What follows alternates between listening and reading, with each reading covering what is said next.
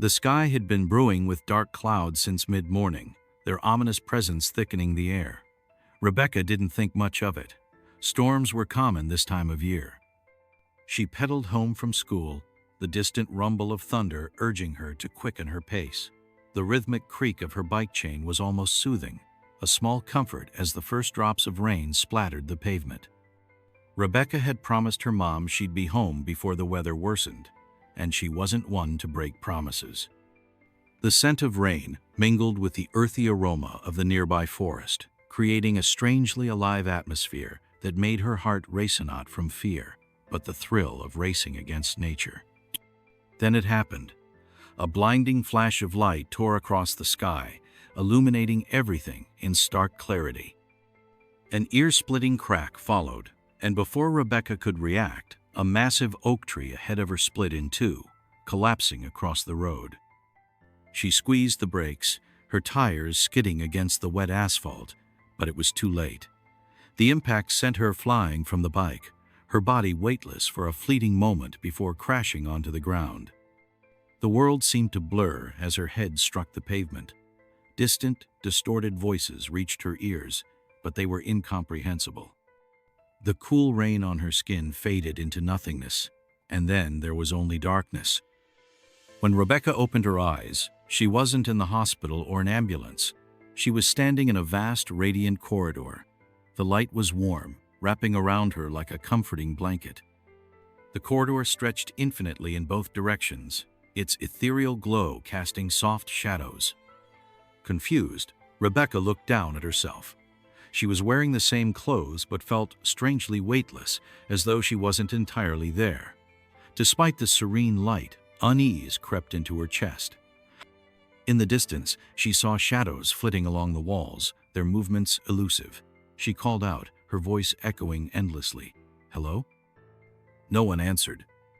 Before she could take another step, a voice deep, commanding, and resonant spoke her name, Rebecca.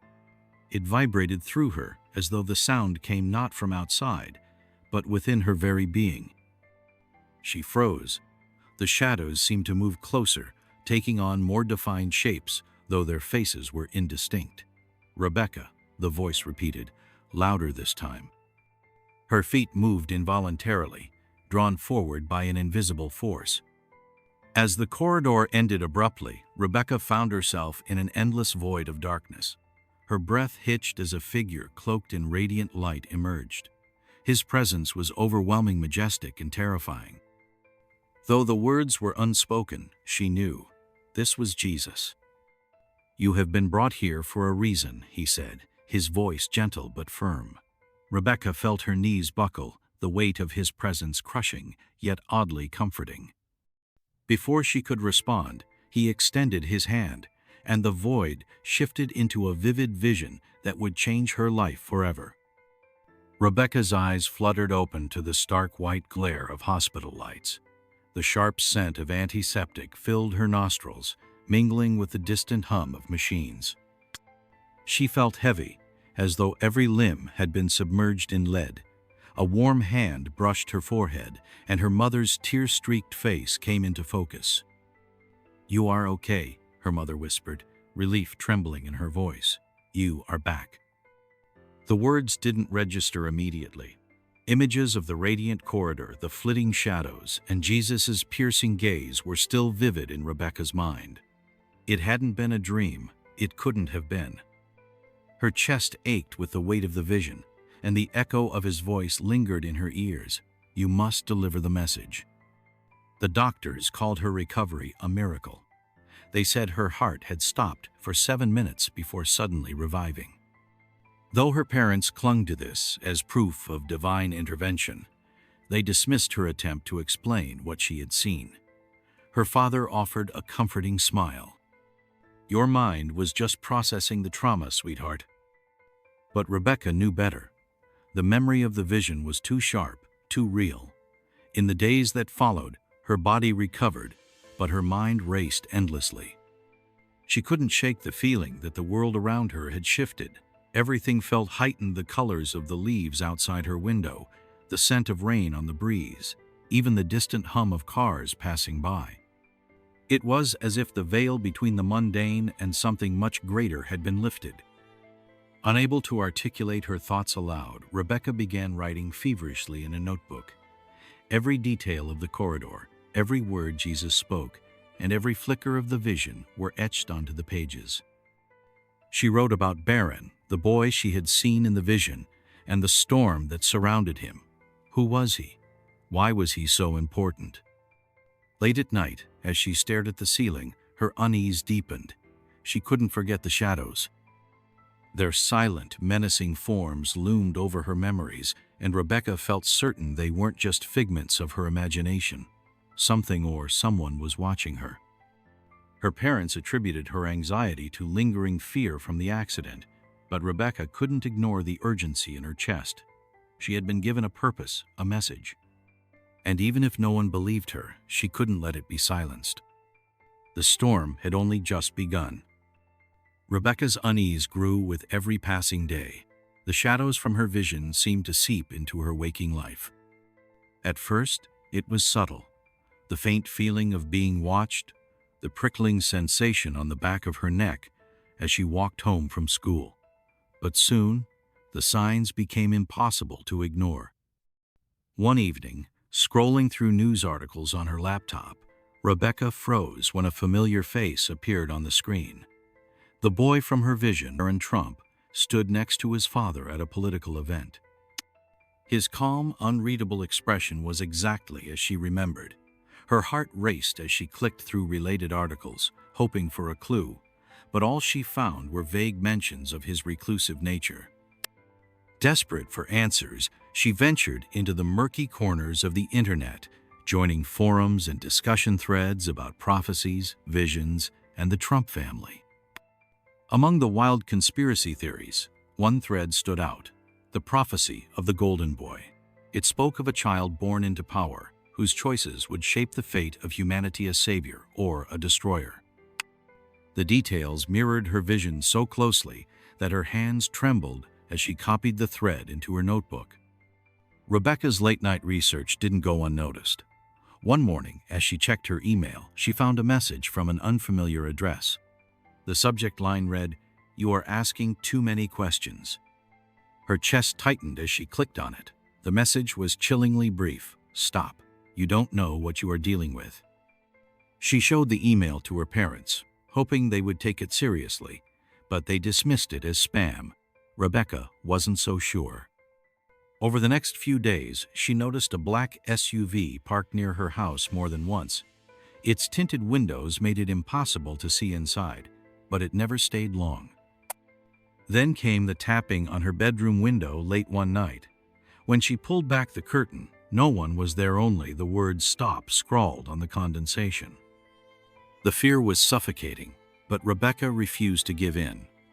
If someone didn't want her digging deeper, it only meant she was on the right track. Clutching her notebook, she whispered to herself, "I won't stop, not until I know the truth." Rebecca had no idea how close the shadows were. Rebecca sat cross-legged on her bed, her notebook open between her and Emma, her best friend since kindergarten. The room was dimly lit, the curtains drawn tightly shut to block out the world. Emma scanned the pages, her brow furrowed as Rebecca fidgeted nervously. She'd spent days debating whether to share her secret, but the weight of it had grown unbearable. Finally, Emma closed the notebook, her expression a mix of concern and skepticism. "Becca, this is a lot," she said carefully. "Are you sure it wasn't just a dream? You hit your head pretty hard." "It wasn't a dream," Rebecca insisted, her voice firm despite the lump in her throat. "I saw him, Emma. I saw Jesus, and he showed me things. Baron Trump is at the center of it all. Something terrible is coming, and he said I am supposed to warn people." Emma bit her lip, clearly struggling to process what she'd just heard. "Okay, let's say you are right," she said finally. "What are you going to do? You can't exactly call the Trumps and tell them you've had a vision." Rebecca sighed, her shoulders slumping. "I don't know, but I can't just do nothing." Emma hesitated, then reached out and squeezed Rebecca's hand. "All right, if this is real, I'll help you. but we need to be smart about it. Let's start with what you've already found. Maybe here is a pattern we're missing." For the next few hours, the girls pored over Rebecca's notes, connecting fragments of information and scouring online forums. They pieced together a rough timeline of events and uncovered cryptic references to Baron's family and their influence. Each discovery only deepened Rebecca's conviction, but it also raised more questions than answers. Their progress was interrupted by a ping on Rebecca's laptop. She opened her inbox to find a new message, again from an unknown sender. "If you want answers, meet me at the old church on M Road, midnight." Alone. Emma's face paled as she read over Rebecca's shoulder. "This has to be a trap," she said. "You can't go." "I have to," Rebecca replied, her voice trembling but resolute. "What if this is my chance to learn the truth?" "Then I am coming with you," Emma declared. "But from a distance. If anything goes wrong, I'll call for help." Rebecca nodded, her heart pounding. The shadows had made their move, but she was determined to stand her ground. The old church loomed in the darkness, its silhouette stark against the starless sky. Rebecca's footsteps crunched softly on the gravel path as she approached, her flashlight casting jittery beams over the crumbling structure. The once majestic building was now a skeleton of its former self, with shattered stained glass windows and wooden doors hanging precariously on their hinges. Her breath misted in the cold air as she paused at the entrance. Behind her, hidden among the trees, Emma watched anxiously. Rebecca could feel her friend's eyes on her, but she didn't turn back. This was something she had to do. Pushing the heavy door open, Rebecca stepped inside. The air was thick and still, carrying the faint scent of mildew and decay. Candles flickered on the altar, their dim light casting long, wavering shadows across the cracked walls. She felt a shiver run down her spine, but forced herself to keep moving. "You came," a voice rasped from the darkness. Rebecca froze. At the far end of the church, a figure cloaked in black stood in the flickering light. The hood obscured their face, but their presence was palpable, heavy with an unspoken menace. "Who are you?" Rebecca demanded, her voice quivering despite her attempt to sound firm. The figure tilted their head slightly. "A keeper of knowledge," they replied. "You seek the truth, and it has brought you here." With a slow, deliberate movement, the figure gestured toward the altar. A stack of aged, yellowed papers materialized, their edges curling as though scorched by fire. Rebecca hesitated, her heart pounding in her chest. "These are fragments of the prophecy," the figure continued. "But be warned, knowledge comes at a price." "What price?" Rebecca asked, her voice barely above a whisper. The figure stepped closer, and for the first time, she saw their facer, rather, what should have been a face. Instead, there was only a pale, featureless surface, smooth and alien. Rebecca's stomach churned, but she couldn't look away. "The truth will set you free," they said, "but it may also destroy you." Before Rebecca could respond, the figure vanished into the shadows, leaving only the stack of papers behind. She approached the altar cautiously, her trembling hands reaching for the documents. As she leafed through the pages, one phrase stood out, written in jagged, almost frantic handwriting. "The storm is coming, and the boy stands at its eye. Only the messenger can alter the course." Rebecca's breath hitched. The message wasn't just about Baron, it was about her. She was the messenger. As she turned to leave, clutching the papers tightly, Rebecca knew the shadows weren't done with her yet. The storm was closer than ever, and she had stepped into its very center. Rebecca sat on the edge of her bed, the fragments of the prophecy spread out before her. The room was dim, lit only by the glow of her desk lamp. The words on the ancient pages felt heavier now, their meaning pressing down on her like an unbearable weight. The messenger can alter the course. She had spent days piecing together the documents. Each symbol, each phrase seemed to reinforce what she already feared. Her role in what was coming wasn't incidental. She wasn't just a witness, she was a participant. The shadows, the the warnings, the visions, they were all pushing her toward a decision she didn't feel ready to make. Emma had tried to comfort her, but Rebecca could see the doubt in her friend's eyes. "What if we're wrong?" Emma had asked earlier that day. Rebecca couldn't answer. The truth was, she didn't know. But doing nothing felt worse than being wrong. The storm was coming, and if she didn't act, the consequences could be catastrophic. Her hands trembled as she scribbled her thoughts into her notebook. She wasn't just recording her fears, she was planning her next steps. The world might not believe her, but she would find a way to deliver the message. She had to. Rebecca's resolve hardened as she stared at the pages spread across her desk. The words of the prophecy echoed in her mind. The storm is coming, and the boy stands at its eye. She couldn't deny it any longer. Her vision wasn't just a warning, it was a call.